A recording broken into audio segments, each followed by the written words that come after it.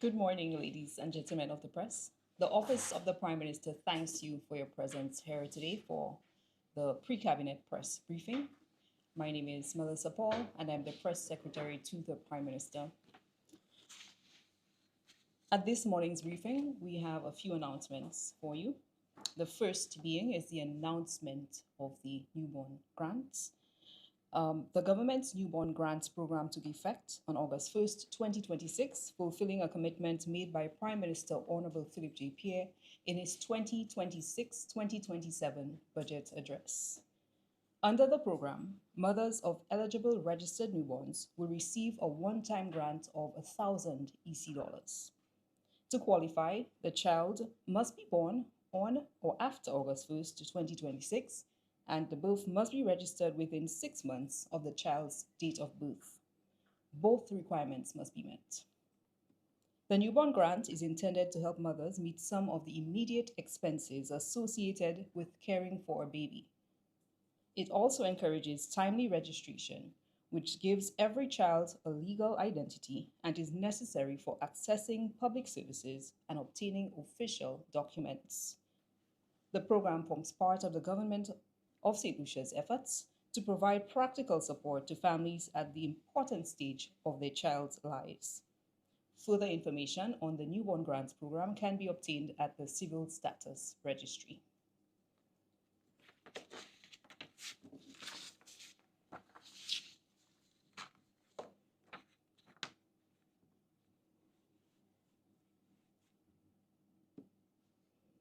In other news, His Excellency Sir Cyril Errol Melchior Adez Charles, GSL, GCSL, GCMG, demitted office as Governor General of St. Lucia on July 31st, 2026.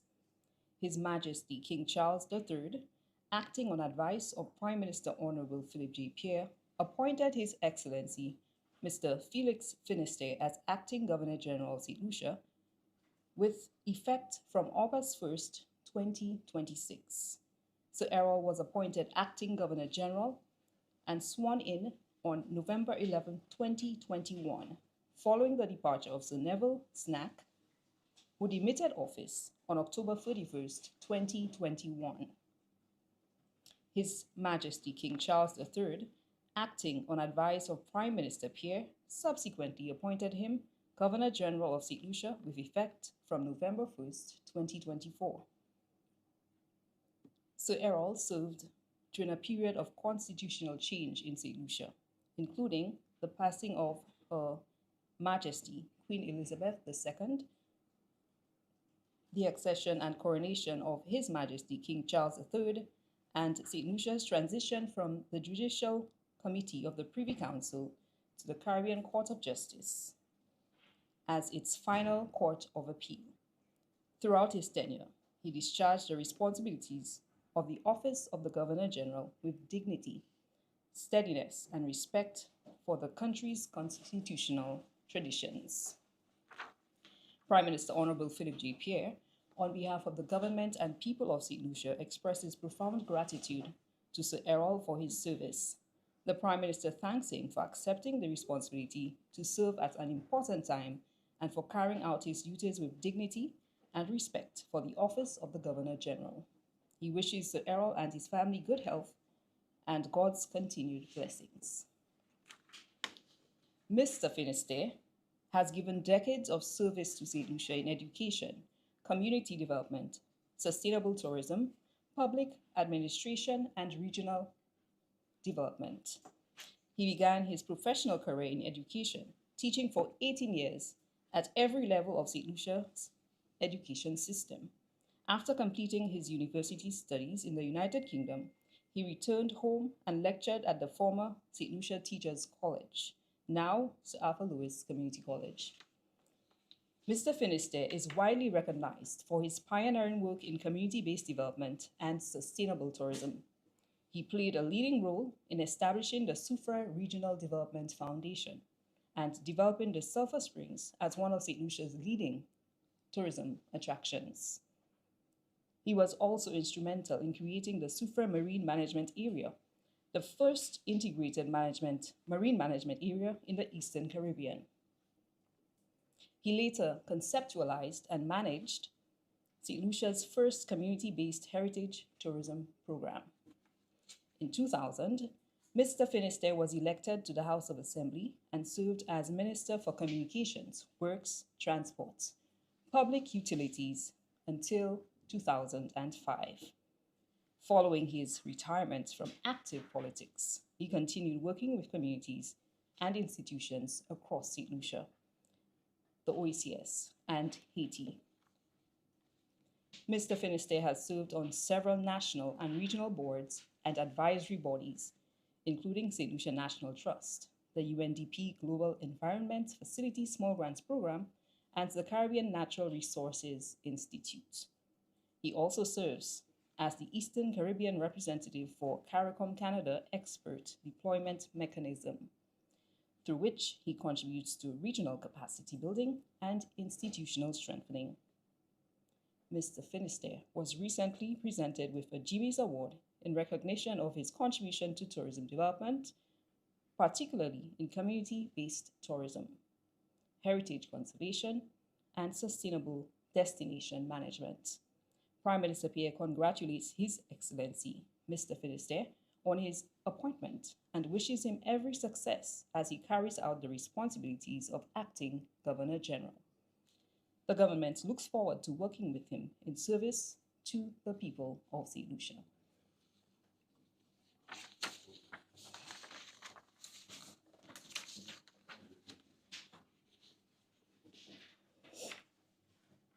And our final announcement on the fuel and LPG prices. The government of St. Lucia has maintained the retail prices of fuel and liquid petroleum gas, LPG or cooking gas, for the period August 1st to August 23rd, 2026, despite a rise in global crude oil prices during the referenced period.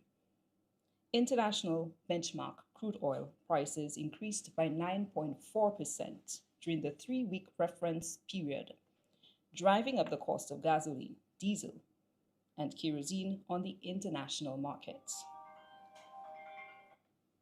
Despite those increases, the government has kept retail, fuel, and cooking prices unchanged for consumers in St. Lucia. Under the modified fuel pass-through mechanism, gasoline and diesel will continue to retail at $16.75 per imperial gallon or $3.68 per liter, while kerosene will remain at $10.41 per imperial gallon or $2.29 per liter. The retail price of LPG products or cooking gas has also been maintained, with the 20-pound cylinder remaining at $34, the 22-pound cylinder at $38, and the 100-pound cylinder at $288.50, and bulk LPG at $2.76 per pound. Government support remains in place for all petroleum products to help cushion the impact of fluctuations in international energy prices on households and businesses. During the current pricing period, kerosene continues to receive a subsidy of $3.52 per imperial gallon.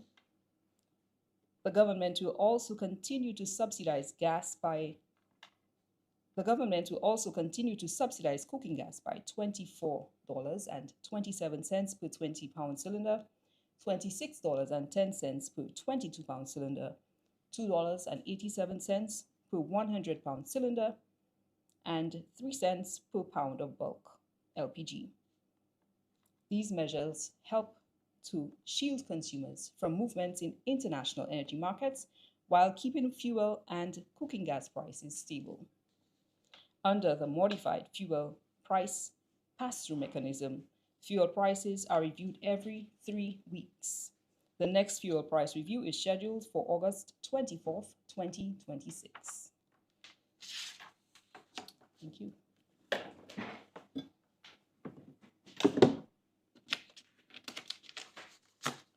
we have come to the court end systems of ça fini. Et ça, c'est pour toute cette dossier. Mr. Parrington, thanks you for your presence here today.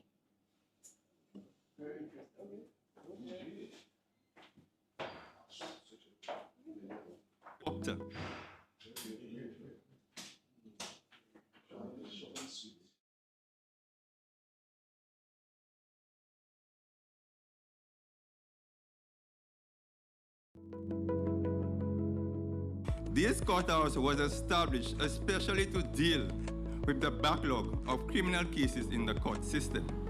The court has already started operating and is already yielding results with over 30 cases being disposed so far.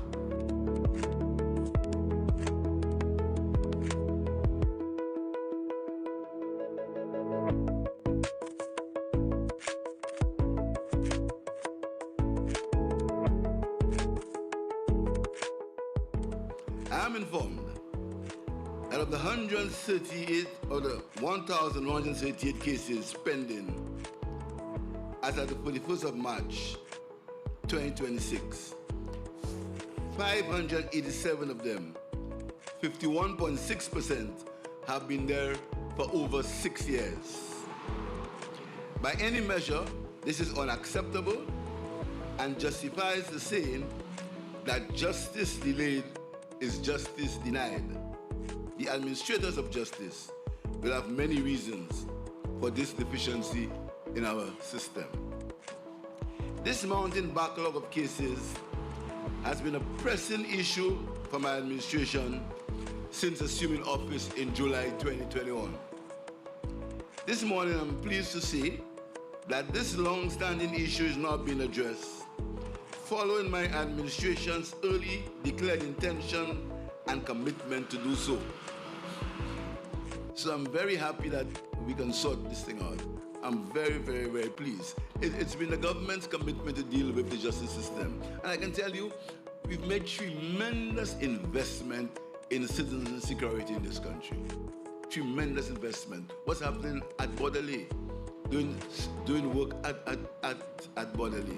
Tremendous investment, and very soon we're going to be beginning the construction at the former George Charles Secondary School. We're going to be beginning the construction of young men who have issues with the law. Something which will be different from a prison, but we'll have where young men will be able to get some rehabilitation. That's going to be pronounced next month. And as I declare officially open this court, I want to remind you of the insightful words of the civil rights leader, Martin Luther King Jr. And he said, "True peace is not merely the absence of tension, it's the presence of justice." I thank you.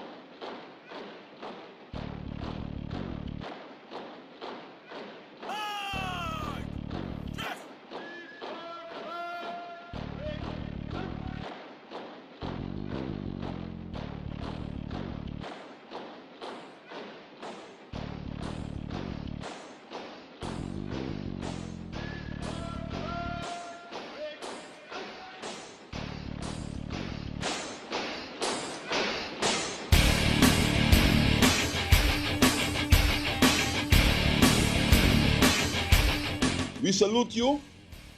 The government salutes you. We hope that the integrity and the commitment and the professionalism of members of the fire service, the bodily correctional institution, and the police force remains at the highest level. We will do our best to improve your conditions of work and to make life more bearable for you. Rest assured that you are important, you're very important, and maintain your dignity and your integrity. I thank you very much.